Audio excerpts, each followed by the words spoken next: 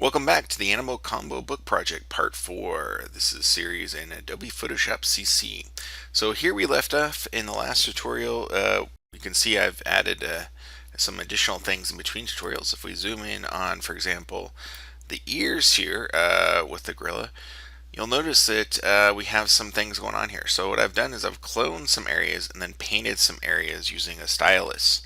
And this is very important to realize that this is what's required. I also did some color correction, which right now is not going directly on the ears, but now it is. There we go, by holding Alt or Option on that layer.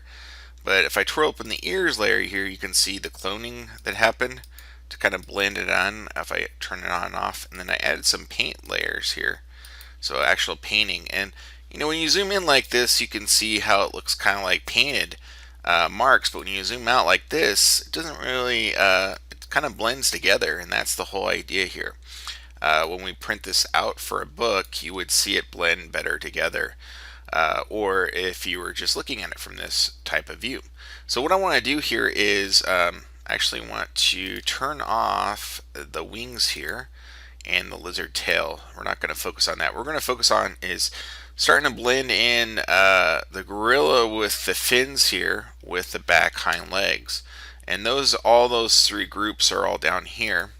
Kind of rearranged things a little bit. I actually added a second fin here and for the other side. And what I want to do is add a new layer above all these layers. And I'm going to start off with the clone stamp tool, which is right here. It has a hotkey of S. The main thing with the clone stamp tool is to up here in the top change it from current layer by default to all layers. That will allow you to sample anywhere in your scene and essentially apply it to this one layer here. So the way the clone stamp layer works, let me zoom in a little bit here and I'll show you. Again, the hotkey is S, and I'm going to use a stylus while doing this, but if I right click or control click on my little stylus pin by clicking on the button here, I can choose whatever kind of clone brush. It's basically any brush you want to use here. And the ones I think work really well for cloning are these ones that have more of a scattered kind of structure. And in the brush settings, I want shape dynamics set to pin pressure, and I actually want transfer turned on to pin pressure. So I've got both of those set up there. And what you have to do is you have to hold Alt or Option for your target area, and this is where you're going to clone from. So and you have to physically click on an area. So if I want to target some of this fur on the arm, I click there, and then when I release and move over to another area as I increase the size of the brush, this is where basically I'll be able to apply that. So watch as I paint here and keep adding. You'll see I'm adding from that target area. Now my opacity is at 40%, so I'm going to hit 0 to bring it up to 100%. That was an issue there. But now as I paint, you can see I'm kind of painting with that fur. And the trick with this tool is to basically select from many different areas to kind of blend it together. So by having some transition from there to there, and then holding on Alt or Option and clicking in here, and allowing this area to kind of blend it in, and basically clone into here too. Now it looks like something else has happened in transfer shape dynamics, huh? It just sort of skipped ahead here. So what I'm going to actually do is hit 7 for 70%. I actually want this to be a little bit lighter as I click along here, and basically clone away. So basically this is the way you work. You basically go back and forth between these two and kind of try and blend them together. And once you have added enough of each, to some degree, you could start to paint in. Like this edge here is kind of hard. Now you got to be careful, because when I went up too far and reselected that area. So I have to hold Alt and click over here if I want some of this fur here to basically come in here. Now I'm going to scroll down my brush size and make it a little bit smaller. I notice if you make the brush a little bit smaller and a little bit sort of more organic, kind of wiggling back and forth, you get better transitions. So this is one thing that you can do. So for example, in here, you can see how these two areas are not blending well together, but I can start to blend in again through just the pressure and allowing me to clone some of that stuff over. Now, at a certain point, what you're going to have to do also is paint in that area too. So usually cloning doesn't work perfectly. It's not just the clone stamp tool you have to utilize. You have to use some actual painting techniques to make these kind of blend together. And it does take a lot of work actually. So I could double click on this and rename it clone, but I'm going to do that in between tutorials. I'm going to add a new layer here.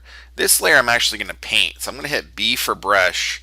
And again, I'm going to click in here. And this time I'm going to choose my handy chalk brush. I like this 36 here, which I have shape dynamics and transfer selected.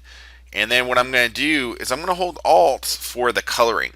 So it's not going to no longer be the actual texture, but it'll be the color of, say, the gorilla here. And what I can do is reduce the brush quite a bit and try and imitate kind of like fur, as I come along here and sort of break up this space here.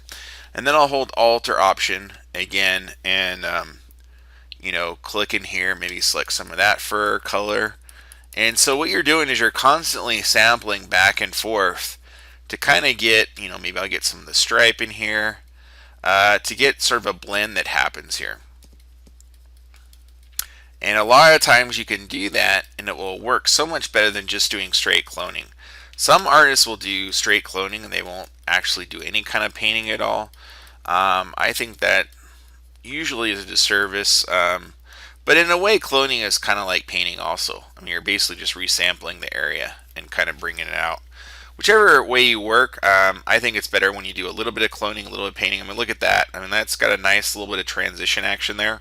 Now, in terms of color matching, we would add some color correction there. But we're not going to go over that in this tutorial. We're just going to go over painting. Now, you'll see down here, it's much smoother kind of texturing. So what I could do here is choose the soft brush and maybe increase the size a little bit, and then hold Alt or Option and select some colors here and kind of just paint over these areas to get some of these colors to come in here. And again, I'm going to increase the size of my brush just a little bit, and again, I have a lower opacity. It's set to 50% right now. So it allows some blending to happen, some transition, which is good.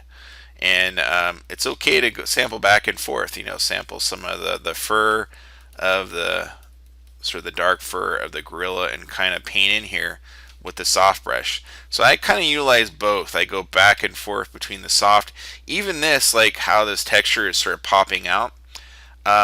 If I want this color to go over a little bit, I may drop it to like 20% by hitting the 2 key. And then just open up my brackets here and kind of just barely tap the surface with my brush here, and you can see how it's starting to blend in here. Now there's certain areas that need a little bit more transition, and that's what you got to look for, is anywhere where you have too much contrast. And we have a really difficult area anyways because we have it going from light to extreme dark in here. So we definitely want to transition a lot of this. So it's okay to increase and have more of this sort of pink color come into the gorilla here. And again, if you go too far, you can hold Alt or Option, select some of that color to blend it in. You can also erase back in here. Maybe this whole thing I just did here is no good. I can just use the eraser tool and come in and kind of knock it back a little bit if I'm like, nah, I don't like that. I mean, you have that ability to do that. And if we zoom out, you can start to see how this is actually starting to blend in. Obviously, it's going to require a lot more work, a lot more time, but I just wanted to show you the basics of it. Basically, with the clone stamp tool, again, the hotkey is S. Make sure you have this set to all layers up here and set up a layer on its own. It's very important to have the layer above all the other layers. So I have this layer above everything else. And then your painted layer, on another layer. And depending on which one you want to be more dominant, usually I have the painted layer on top, and then I have a color correction on top of that. So we'll learn how to do that in the next tutorial in Adobe Photoshop CC.